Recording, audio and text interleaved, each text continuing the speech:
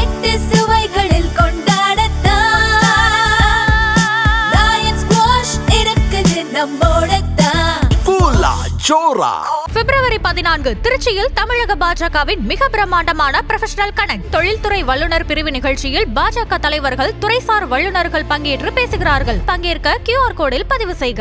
நேர்களை வணக்கம், இது சாணக்கியா. இன்று நம்மோடு அரசியல் விமர்சகர் ஸ்ரீராம் சேஷாத்ரி இணைந்திருக்கிறார். கேட்பது நிறைய இருக்கிறது, கேட்கலாம். வணக்கம் சார். வணக்கம் வருண் அண்ட் சாணக்கியா நேயர்களுக்கு என்னோட பணிவான வணக்கங்கள். எஸ் சார், பீக் எலெக்ஷன் சீசனில் கூட்டணி பற்றி பேசலாம், இல்லை வேறு ஏதாவது கணக்குகள், வேட்பாளர் யாருக்கு பலம், என்ன சீட் அப்படின்னு பேசலான்னு பார்த்தா திடீரென ஒரு organisation change just on the eve of elections. ஒரு தேர்தலுக்கு முன்னாடி சில வாரங்கள் முன்னாடி, இன்னும் கிட்ட சொல்லணும்னா ஒரு 8 வாரம் இருக்குது அப்படின்னு புரிஞ்சுக்கலாம். 65 நாள் அப்படின்னு திரு PL சந்தோஷ் நேற்று சொல்லிட்டு போயிருக்காரு. அப்படி இருக்க பாஜக தனது முக்கியமான அமைப்பு பொறுப்பை மாற்றி இருக்கிறது. ஆர்கனைசேஷனில் பிஜேபியில் புரோட்டோகாலில் நம்பர் 2 அப்படின்னு சொல்லக்கூடிய அமைப்பு பொதுச் செயலாளர் ஆர்கனைசேஷன் செக்ரட்டரியை மாற்றியிருக்கிறது. 12 ஆண்டுகள் பணிபுரிந்த திரு கேசவ விநாயகம் அங்கிருந்து விடுவிக்கப்பட்டிருக்கிறார். அவருக்கு பதிலாக விரைவில் ஒரு ஆள் பணி நியமனம் செய்யப்படுவார் அப்படின்னு இருக்கிறது. பைத்தக் அதற்கான ஆலோசனை கூட்டங்கள் தொடர்ந்து நடந்து வருகிறது. முதல்ல நான் கேட்கணும்னு நினைக்கிறது, த டைமிங் ஆஃப் சேஞ்ச், இந்த மாற்றம் இந்த நேரத்தில் எப்படி புரிஞ்சுக்கிறது? பாஜகவில் அமைப்பு செயலாளர் என்ற ஒரு பொசிஷன், இது RSS சங் பரிவார் அமைப்புக்கும் கட்சிக்கும் ஒரு ஒருங்கிணைப்பதற்காக உருவாக்கப்பட்ட ஒரு பொசிஷன். இது என்னன்னா ஒரு செக்ஸ் அண்ட் பேலன்சஸ்க்காக.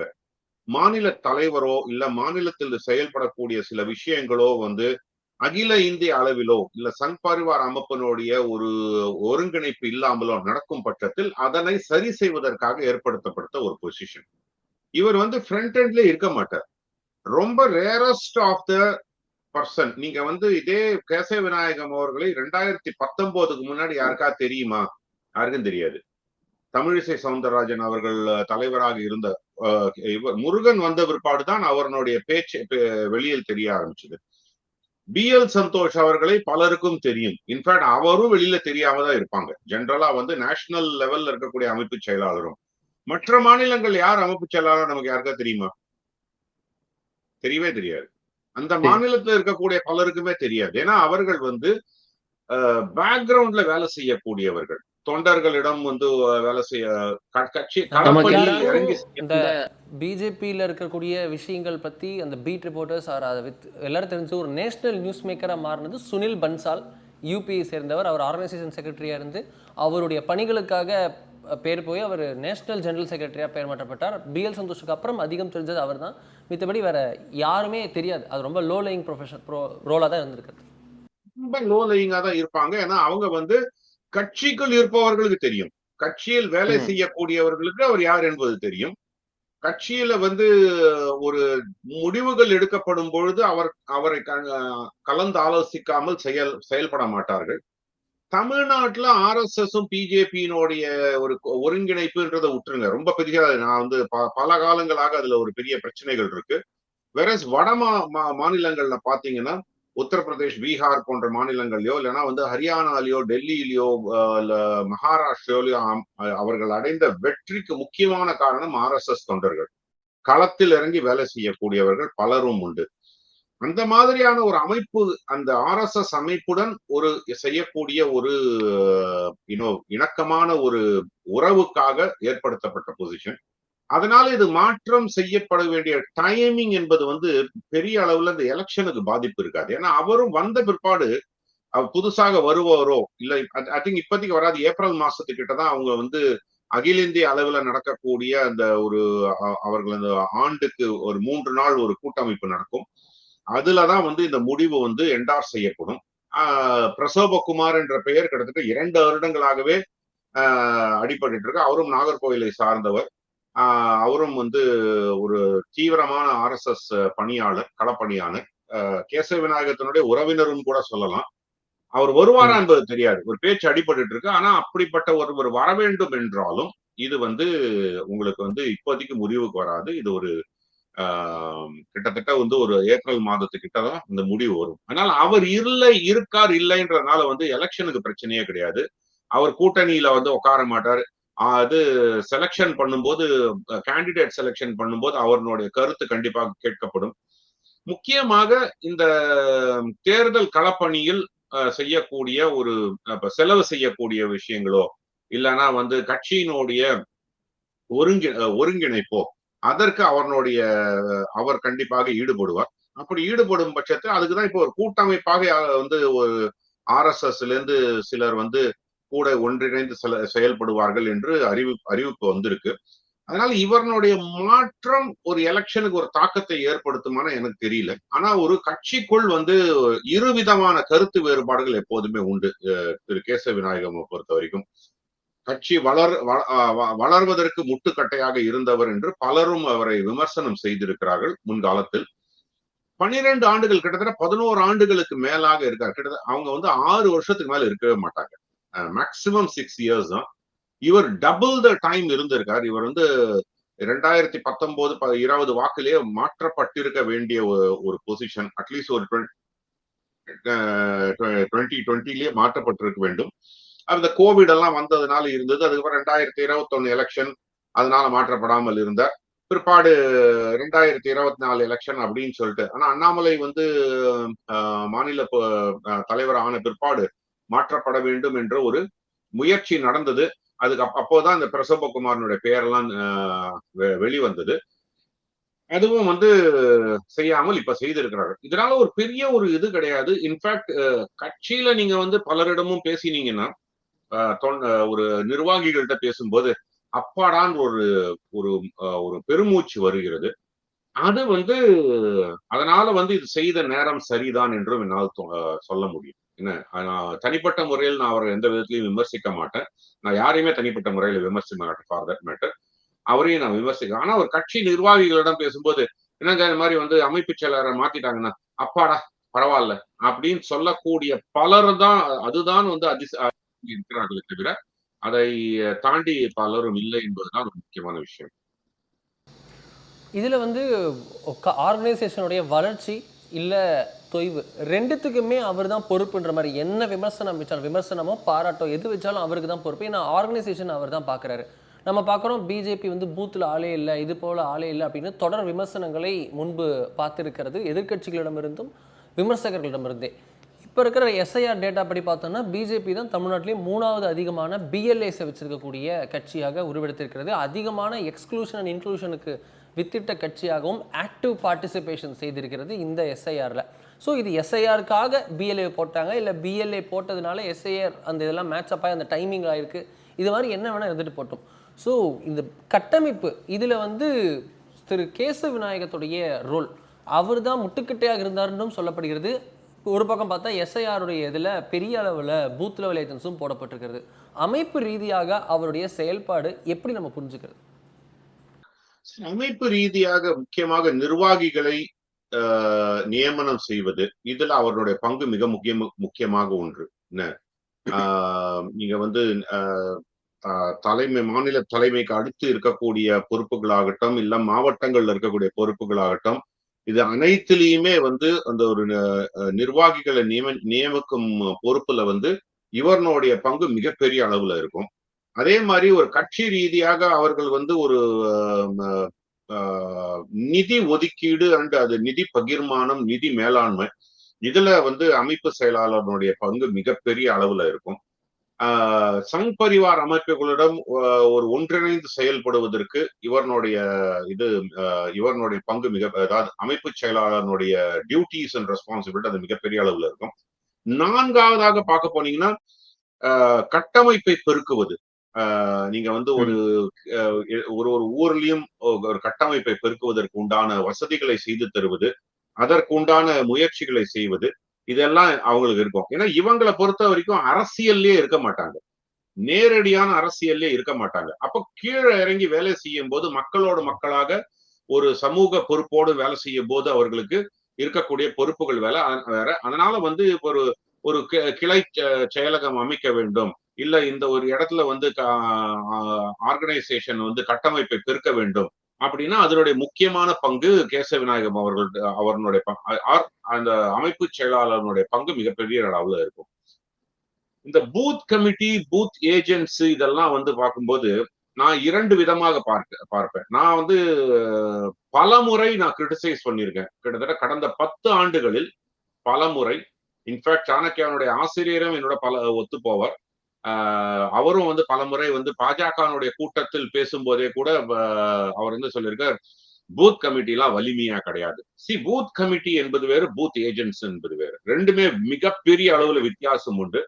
பலரும் பூத் கமிட்டி ஸ்ட்ராங் இல்ல, பூத் கமிட்டி ஸ்ட்ராங் இல்ல, உடனே பாருங்க நாங்க பாருங்க எத்தனை பூத் பிஎல்ஏஸ் இருக்காங்க பாருங்க, இதுல என்ன ஸ்ட்ராங் இல்லைன்ட்டு.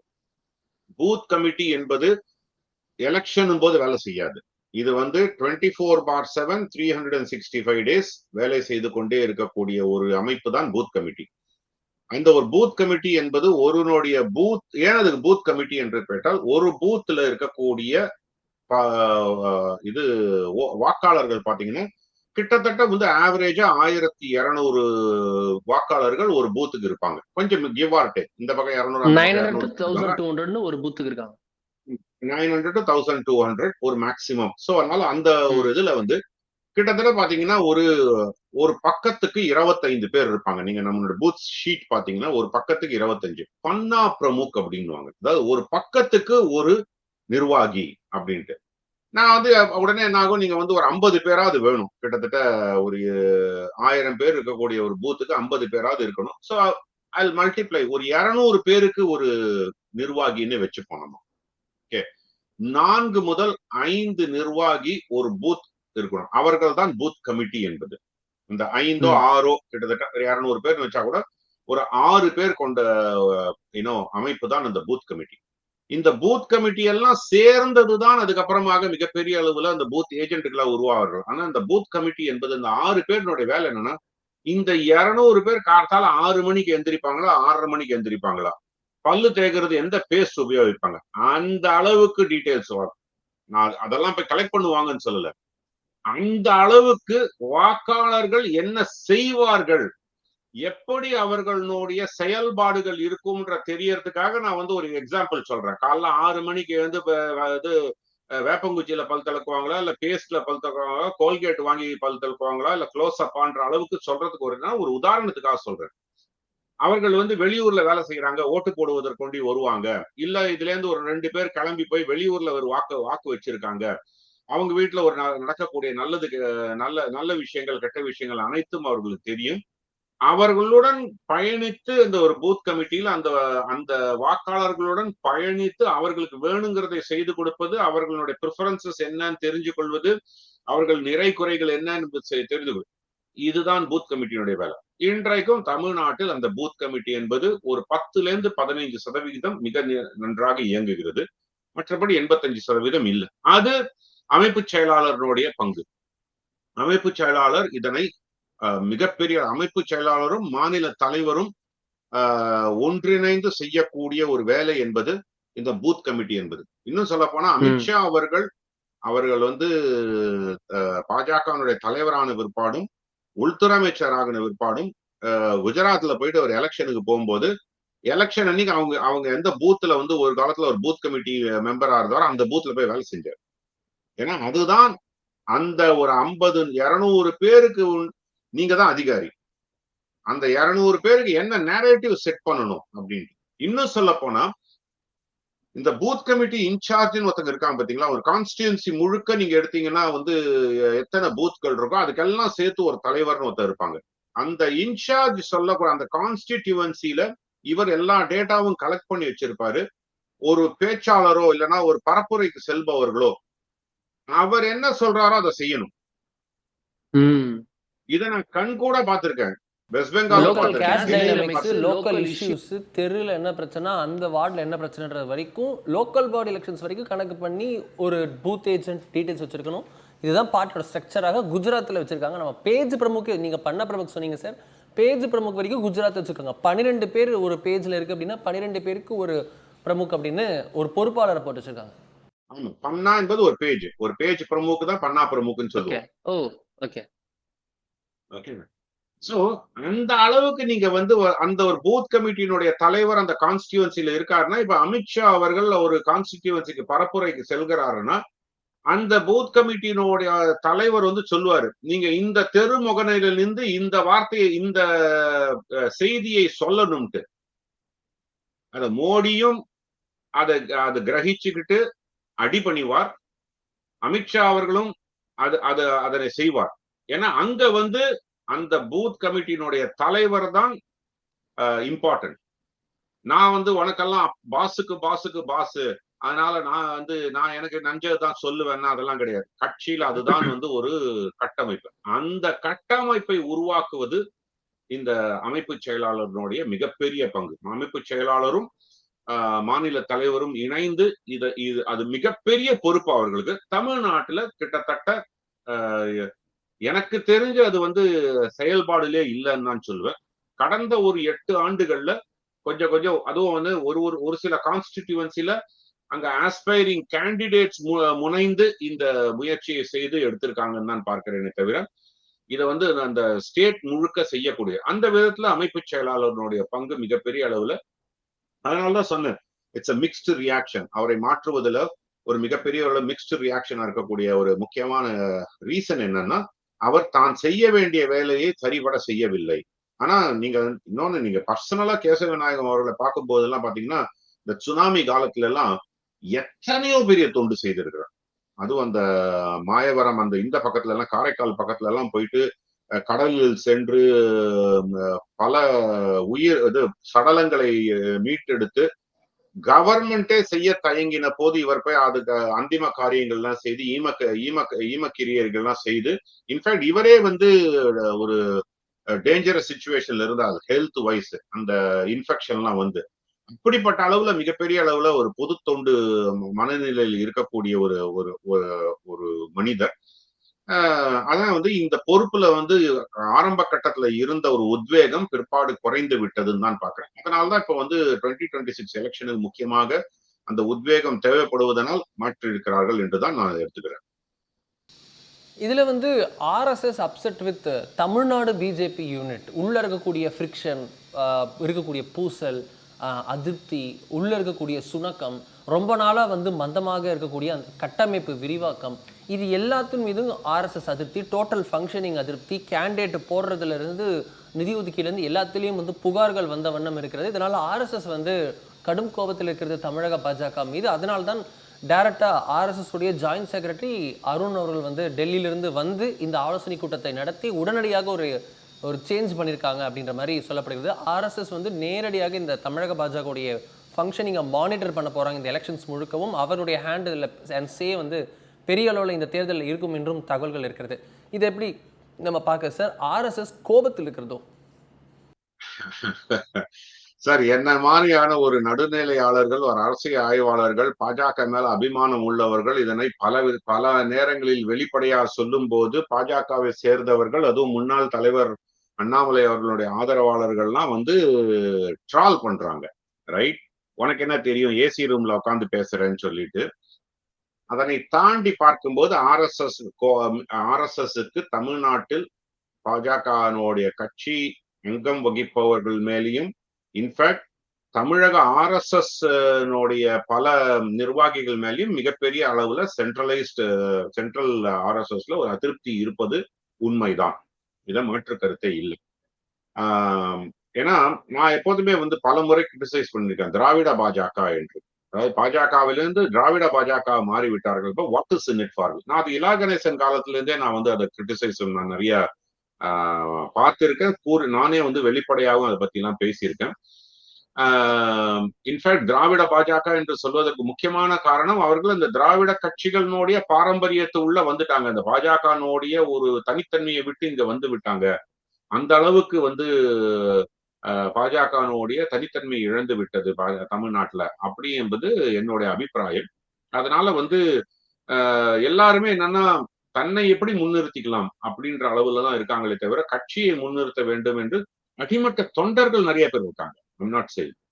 The first and second layer leaders பொறுத்த வரைக்கும் அவர்கள் வந்து தனக்கு what is in it for me, தனக்கு இதனால என்ன ஆதாயம், தன்னை எப்படி முன்னிறுத்துகிறது, அந்த ஒரு முயற்சியில தான் நிறைய பேர் இருக்காங்களே தவிர அது கட்சி வளர்ப்பதில் அவர்களுடைய முனைப்பு சில பேர் இருக்காங்க. நான் I'm not going to say எல்லாருமே வந்து தன்னலம் ஒண்டிதான் இருக்காங்க, சுயநலத்தோட தான் இருக்காங்கன்னு சொல்ல.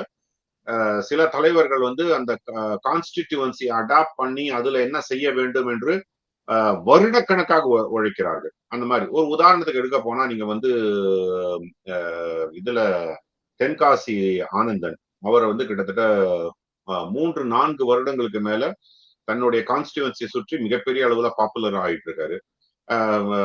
ப்ரொஃபசர் ஸ்ரீனிவாசன் வந்து விருதுநகர் தொகுதியில வந்து 2 வருடங்கள் மிகப்பெரிய கடுமையாக வேலை செய்தார். அதுக்கப்புறம் வந்து அவர் இது மதுரைக்கு மாற்றப்பட்டார். எஸ்ஜி சூர்யா அவர்கள் பாத்தீங்கன்னா திருச்சி மதுரை அப்படியே எல்லா இடத்தையும் அவர் வந்து சுத்தடிக்கப்பட்டார். நம்ம எஸ்ஜி சூர்யா அவர்கள் பாத்தீங்கன்னா சோழிங்கநல்லூர் அண்ட் அவருடைய வேளச்சேரி இந்த இடங்கள்ல மிகப்பெரிய வேலை செய்துட்டு இருக்கார். வினோத் செல்வம் பாத்தீங்கன்னா அவருடைய சொந்த தொகுதியாக இருக்கக்கூடிய சேப்பாக் அந்த பக்கத்துலயும் சரி, இன்னும் சில தொகுதிகள்ல நிறைய டி நகர்ல வேலை செஞ்சிருக்கார், நிறைய கட்டமைப்புகளை உருவாக்கிட்டு இருக்கார். சோ இந்த மாதிரி பாத்தீங்கன்னா நிறைய பேர் அந்த தொகுதியை அடாப்ட் பண்ணி அது அவர்கள் செய்வதும் நான் இந்த தொகுதியில் வெற்றி பெற வேண்டும் அப்படி என்பதற்காக நான் இந்த தொகுதியினுடைய ரெப்ரசன்டேஷனா இருக்கணும் என்பதற்காக ஒரு பாப்புலர் ஆகணும் அப்படின்றதுக்காக நிறைய முயற்சிகளை செய்துட்டு வராங்க. இந்த மாதிரி சிலர் வந்து இருக்காங்க. பட் ஆனா பலரும் வந்து இந்த முயற்சி எல்லாம் செய்யாம எலெக்ஷன் கிட்ட வந்து எனக்கு இந்த தொகுதி அப்படின்னு சொல்லிட்டு அந்த இடத்துல போய் தொகுதியை போய் பார்க்கறது கொள்றது அப்படிதான் இருக்காங்களே தவிர கட்சி வளர்ப்பதில் முக்கியத்துவம் கொடுக்கவில்லை. அது RSS வந்து இந்த முறை கையில் எடுத்திருப்பது மிகவும் வரவேற்கத்தக்கது. ஏன்னா தமிழ்நாட்டை பொறுத்த வரைக்கும் RSSம் பாஜக வளர்ச்சியில் மிகப்பெரிய முனைப்பு இது வரைக்கும் பெருசா எடுத்ததில்லை. அவங்களும் ஒரு பெரிய ஒரு ஆலோசனை ஒண்டி செய்யறாங்களே தவிர நீங்க வந்து ஒரு உத்தரப்பிரதேசத்துல எலெக்ஷன் நடக்கும்போது, ஹரியானால எல்லாம் எலெக்ஷன் நடக்கும்போது 25,000 களப்பணியாளர்கள் ஊராக சென்று அங்க 20 நாட்களுக்கு தங்கி இருந்து பிரச்சாரம் செய்து வீடு வீடாக சென்று பிரச்சாரம் செய்து இதெல்லாம் செய்யறாங்க. ஒரு அட்வான்டேஜ் என்ன, ஹிந்தி ஸ்பீக்கிங். ஏன்னா RSSல பலருக்கும் ஹிந்தி தெரியும். அப்ப தமிழ்நாட்டுல இருக்கணும்னா தமிழ்நாட்டை சார்ந்த RSS சங் பரிவார் அமைப்புகள் ஒண்டிதான் செய்ய வேண்டும். அதுல பலரும் வந்து திருப்திகரமாக வேலை செய்யவில்லை அப்படி என்ற ஒரு கருத்து மத்திய தலைமை RSS சைடுல ஒரு மிகப்பெரிய அளவுல அந்த ஒரு அதிருப்தி மிகப்பெரிய அளவுல இருக்கு என்பதில் மாற்று கருத்து இல்லை. அதனை சரி செய்வதற்காக வந்திருக்காங்க அப்படின்னு தான் நான் பார்க்கிறேன். அப்படி இருக்கும்போது அவர்கள் தமிழக பாஜகனுடைய முயற்சிகள் சரிவர இல்லை அப்படி என்று அவர்கள் நினைப்பதில் தவறில்லை என்பதுதான் பார்க்கிறேன். அது இன்னும் இருக்க, ஆனா இது வந்து இன்னும் கொஞ்சம் முன்னாடியே செய்திருக்கணுமானா கண்டிப்பா செய்திருக்கணும். இந்த டைமிங் எப்படி புரிஞ்சுக்குது சார். இதுக்கப்புறம் நம்ம ஒரு ஆர்கனைசேஷன் செக்ரட்டரியை போடுவது, அது தேர்தலுக்கு கொஞ்ச நாள் மட்டுமே இருப்பது அப்படின்னு பார்க்கும்போது டர்புலன்ஸ் பீரியட்ல ஒரு முக்கியமான இதை பூவை பிளக் பண்ணியிருக்காங்களோ இந்த டைமிங். இன்னும் சொல்ல போனா மிட் ஏர்ல விமானம் சென்று கொண்டிருக்கும் போது ஒரு இன்ஜினை நான் ஒரு இன்ஜினியே மாத்திருக்காங்கன்னு சொல்றேன். மொத்த இன்ஜின் வந்து வேலை 2 இன்ஜின் வேலை செய்வதை ஒரு இன்ஜின் தலைவர் மற்றும் அமைப்பு செயலாளர் ஒரு விமானம் வந்து பாதி தூரம் மேல பறந்துட்டு இருக்கும்போது ஒரு இன்ஜினை வந்து கட்டிட்டு வேற ஒரு இன்ஜினை போட ட்ரை பண்றாங்க. இது ஒரு முயற்சி தான். ஆனால் அந்த ஆர்கனைசிங் செக்ரட்டரி அமைப்பு செயலாளர் என்பவர் வெளியில் பெருமளவுல தெரியாம உள் கட்டமைப்பு வேலைகளை செய்வதனால் இதனை RSS துரிதமாக செய்துவிடும். அதாவது என்னன்னா ஒரு அமைப்பு செயலாளர் என்று ஒருவரை அனௌன்ஸ் செய்யாமல், பிரசவகுமாரை வந்து அமைப்பு செயலாளர் பல நாள் சொல்லிட்டு இருக்காங்க. அவரும் வந்து அந்த டேக் ஓவருக்காக உண்டான அந்த டிரான்சிஷன் இதெல்லாம் வந்து ஒரு 1.5 ஆண்டுகளுக்கு முன்னாடி நடந்தது என்று கேள்விப்படுகிறேன். அப்படி இல்லைன்னா கூட மற்ற RSSல இருந்து ஒரு குழுவாக அமைத்து அதை வந்து இந்த அமைப்பு ரீதியாக செய்ய வேண்டிய வேலைகள் எல்லாம், பிரச்சார வேலைகளோ இல்லைன்னா வந்து மற்ற கேண்டிடேட் செலெக்ஷன் வேலைகளோ இதெல்லாம் செய்வதற்கு உண்டான இடத்துல இருக்காங்கன்னு தான் பாக்குறேன். இன்னும் ஆனா வந்து சென்ட்ரலைஸ்ட் RSSல இருந்து ஈடுபாடு தேவைப்படுகிறது. ஏன்னா இங்க தமிழ்நாட்டில் அந்த எப்படி வந்து ஒரு கட்சியில் ஒரு சுணக்கம் இருக்கோ RSSலயும் ஒரு சுணக்கம் இருக்கு. ஸோ அதனால அதை உத்வேகம் செய்வதற்கு ஒரு மத்திய RSS வந்து இங்கே வந்து இறங்கி நின்று வேலை செய்ய வேண்டும் என்ற கட்டாயம் இருப்பதனால் அவர் வந்திருக்கார். வந்து இன்னும் இந்த முயற்சிகளை செய்யறாங்க.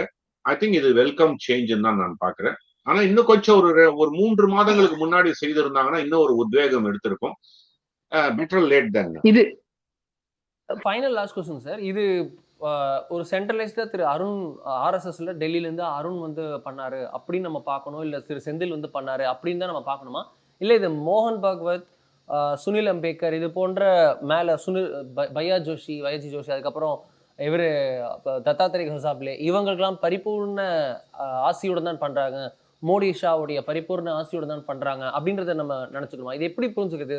செகண்ட் லெவல் எடுக்கப்பட்டு எனக்கு என்ன தோணுதுன்னா சார், இது அமித்ஷானுடைய கோரிக்கையின் பால் மத்திய ஆர்எஸ்எஸ்ல இருந்து அருண் அவர்களை அமைத்து செய்திருக்கிறார்கள் தான் பார்க்கிறேன். ஏன்னா இங்க வந்து இன்னும் அந்த ஆர்எஸ்எஸ் கட்டமைப்பு தமிழ்நாட்டில் பாஜகவுக்கு உறுதுணையாக மிகப்பெரிய அளவுல செய்தது கிடையாது. நம்ம களத்துல எல்லாம் பார்த்தது கிடையாது. எப்படி நான் வந்து ஒரு வெஸ்ட் பெங்கால்ல வந்து செய்யக்கூடிய அளவிலோ இல்ல வந்து உங்களுக்கு கேரளாவிலே கேரளாவில அவர்கள் மிகப்பெரிய அளவுல வேலை செய்தாங்க. கர்நாடகா எலெக்ஷன்ல தோற்றதற்கு ஒரு முக்கியமான காரணம் ஆர்எஸ்எஸ் பேக் சீட் எடுத்தாங்க. அதுவும் கோஸ்டல் கர்நாடகால நாங்க ஒன்னும் பெருசா வந்து இறங்கி வேலை செய்ய போறதுல 2023 அவர்கள் பிரகடனப்படுத்தி விட்டாங்க. அதனாலதான் பாத்தீங்கன்னா நீங்க நிறைய ப்ராமினன்ட் லீடர்ஸ் எல்லாமே தோற்று போனார்கள் கர்நாடகால. அப்படியாக ஒரு கரெக்ட் சிடி ரவி எல்லாம் தோற்று போனார்கள். அவர்கள் அந்த மாதிரியான அவர்கள் செய்திருக்கிறாங்க. இப்போ எனக்கு தெரிஞ்ச அமித்ஷா அவர்கள் வந்து அவர்களுடைய ரெஸ்ட்லெஸ்னஸ் இதை சரி செய்வதற்காக அவர் வந்து எத்தனையோ முறை வந்து சார் 2024 போது இந்த பூத் கமிட்டி பற்றிய ஒரு ரிப்போர்ட்டை வந்து அமித்ஷா அவர்கள் இங்க சென்னையில் வரும்போது நிர்வாகிகள் தான் கேட்டிருக்காரு. எனக்கு தெரிந்த தகவல், எனக்கு ஃபர்ஸ்ட் ஹேண்ட் இன்ஃபர்மேஷனாவே ஒரு ஏதாவது என்னன்னா ஒரு உண்மை தன்மையற்ற ஒரு லிஸ்ட் எல்லாம் கொடுத்திருக்காங்க பாஜக நிர்வாகிகள். இதை அங்கேயே உட்காந்து டெஸ்ட் பண்ணியிருக்காரு, போன் பண்ணி விசாரணை எல்லாம் செய்திருக்காரு. கடைசியில பார்த்தா அது ஒரு ஃபேக் ரிப்போர்ட்டிங் கொடுக்கப்பட்டதாக அவர் கோவப்பட்டு எழுந்து சென்றிருக்கிறார். இது வந்து தமிழ்நாட்டுல 2024 எலெக்ஷன் போது நடந்த ஒரு நிகழ்வு. சோ அப்ப 2026லயும் ஒரு ஏப்ரல் மாதத்துக்கிட்ட அந்த தலைவரை மாற்றிவிட்டு நயினார் நாகேந்திரனை போட்டிருக்காங்க. நயினார் நாகேந்திரன் வந்து ஆரம்ப காலத்துல அதிமுகவுக்கும் பாஜகவுக்கும் உள்ள ஒரு கிரவுண்ட் லெவல் கனெக்ட் மிகப்பெரிய அளவில் எடுத்தார். ஆனா அது வந்து ஒரு கட்சி ரீதியான ஒரு வளர்ப்பை செய்கிறாரா, அதனுடைய ஒரு விசிபிலிட்டி இருக்கான்னு அது தெரியவில்லை. அது வந்து அந்த மாதிரி ஒரு விசிபிளா இல்லை. நயினார் நாகேந்திரனுடைய ஒரு பங்களிப்பு அதுல மிகப்பெரிய அளவு இருப்பது தெரியவில்லை. அங்கேயும் உள்ளுக்குள்ள உட்கட்சி பூசல், எப்படி நம்ம வந்து காங்கிரஸ்ல வந்து ஒரு உட்கட்சி பூசல் மிகப்பெரிய அளவு இருக்கோ, தமிழ்நாட்டுல பாஜகவிலும் அந்த ஒரு உட்கட்சி பூசல், கோஷ்டி பூசல்கள் நிறைய மிகப்பெரிய அளவுல இருக்கு. எந்த கோஷ்டியில யார் இருக்காங்கன்ற அதுவே வந்து ரீஅலைன்மெண்ட்லாம் நிறைய நடந்துட்டு இருக்கு. அப்படி இருக்கும்போது அண்ணாமலை அவர்கள் வெளியேறின பிற்பாடு அவர் மிகப்பெரிய அதிருப்தியில இருக்கார். அவருக்கு எந்த பொறுப்பும் கொடுக்கப்படவில்லை. இன்றைக்கு ஊடகங்கள்ல வந்தது என்னன்னா, ஆர்எஸ்எஸ் தலைவர்களை அவர் மீட் பண்ணும் போது என்ன ஸ்ட்ராட்டஜின்னு எனக்கு சொல்லல, தேர்தலினுடைய வியூகங்களை என்கிட்ட கலந்து ஆலோசிக்கவில்லை, எனக்கு 6 இதெல்லாம் வந்து சொல்லியிருக்காங்க. இதுதான் நடந்ததான் தெரியாது, ஆனா ஒரு ஊடகங்கள் அது மாதிரி வந்திருக்கு. அப்படி இருக்கும்போது அவர் தன்னிச்சையாக தான் வேலை செய்கிறார். நயினார் தன்னிச்சையாக வேலை செய்கிறார். வானதி ஸ்ரீனிவாசன் தன்னிச்சையாக அவர்கள் மாதிரி வேலை செய்யறாங்க. KT ராகவன் ஒரு பக்கம் வேலை செய்யறாரு. இது வந்து என்னன்னா ஒரு அமீபா ஆர்கனைசேஷன் மாதிரி இருப்பது வந்து கட்சிக்கு நல்லது இல்லை. அதுவும் ஒரு குரூஷியல் எலெக்ஷன் வரும்போது அதுவும் ஒரு ஆன்டி இன்கம்பன்சி ஃபேக்டர் மிகப்பெரிய அளவுல இருக்கு. கொஞ்சம் முயற்சி செய்தாலே வெற்றி பெறக்கூடிய இருக்கக்கூடிய இடத்துல இந்த மாதிரி உட்கட்சி பூசல்கள் மிகப்பெரிய அளவு வளர்வது சரியில்லை என்று அமித்ஷா அவர்கள் நினைத்து அவர் RSS இடம் ஒரு கோரிக்கை வைத்து RSS இதை வந்து ஒரு வார் ஃபுட்டிங்ல சேஞ்ச் பண்ணுவதற்காக வந்து இந்த முயற்சிகளை எடுப்பதாக தான் நான் பார்க்கிறேன். ரொம்ப இன்ட்ரெஸ்டிங் டெவலப்மெண்ட்ஸ், ரொம்ப குரூஷியலான டைம் பீரியட்ல வந்துருக்கதை பார்க்குறோம். ரொம்ப நன்றி சார், நம்மோட இணைந்து ரொம்ப டீட்டெயில்டான இந்த விஷயங்களின் பின்கதையை சொன்னதுக்காக மிக்க நன்றி.